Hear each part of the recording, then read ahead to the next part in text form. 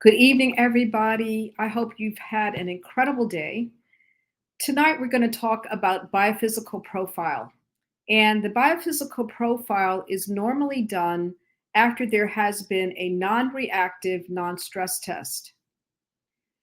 It consists of the non-stress test plus sonogram. And what that sonogram is going to do is to look at 4 additional components to be able to determine the well-being of your baby. Let's walk through what those 4 different components are. We have the non-stress test, we've already mentioned that, but the other components include fetal breathing, fetal activity, muscle tone, and the amniotic fluid volume. So let's walk through each one of those. So with the biophysical profile, it starts with the non-stress test. If you have a reactive non-stress test, that means you will get 2 points for that category. If the non-stress test is non-reactive, you will get 0 points. Let's look at fetal breathing. The sonogram will be used to observe your baby and look at whether or not your baby has any rhythmic breathing movements.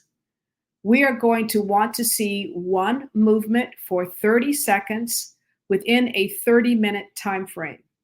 If we're able to see that, then you will get 2 points for that component.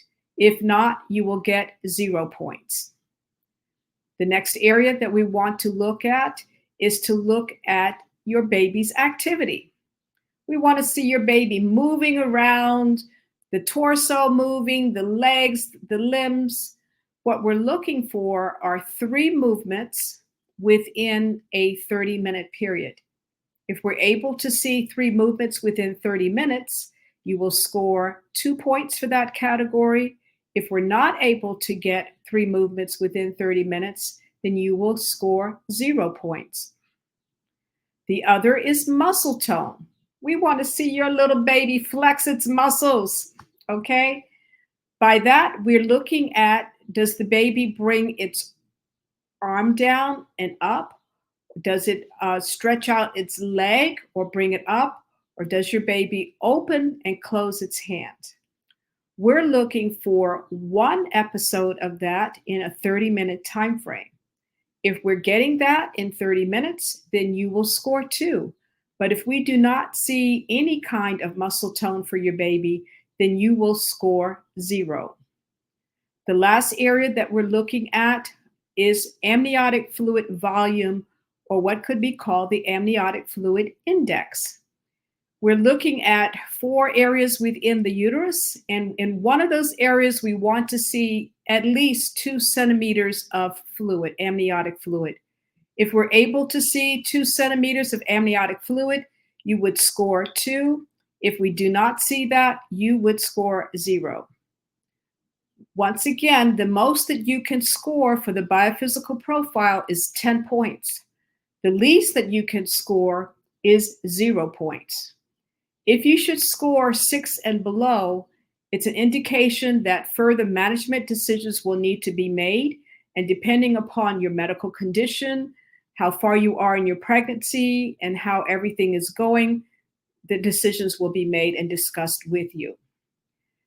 There's another 2 tests that I want to talk about. One is called the modified biophysical profile. And instead of all 4 components of the biophysical profile that's done with the sonogram, we're only using 1. So what we're doing with the modified biophysical profile is the non-stress test, and also looking at the amount of fluid in the uterus. We want to see a reactive non-stress test, and we also want to see at least 5 centimeters of fluid in the uterus. Even if the non-stress test is reactive, if there is not enough fluid, less than 5 centimeters, then that is concerning. And so further management decisions will need to be made. Another test is called the contraction stress test. And with the contraction stress test, what we do with that is to make you have contractions. And we want to see how does the baby react to these contractions. We want to see what does the heart rate do. Does the baby's heart rate go up or does the baby's heart rate go down? And if so, how long does it last? Does it last still after the contraction has ended or not? These are things that are looked at with the contraction stress test.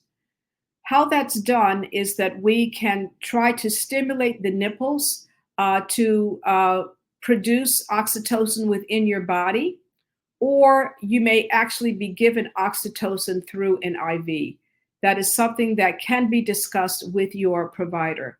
So these are the different tests that are done to measure the well-being of your baby that go beyond the non-stress test. I would encourage you to speak to your provider more to gain further information and understanding. And I want to thank you for your time that you've spent learning more about these tests. If you like the information that you have received, I'm going to ask that you will like my channel and share my channel. I'm also going to plead with you to subscribe.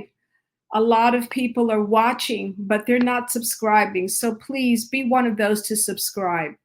And also share this channel with, as I say, your family and your friends.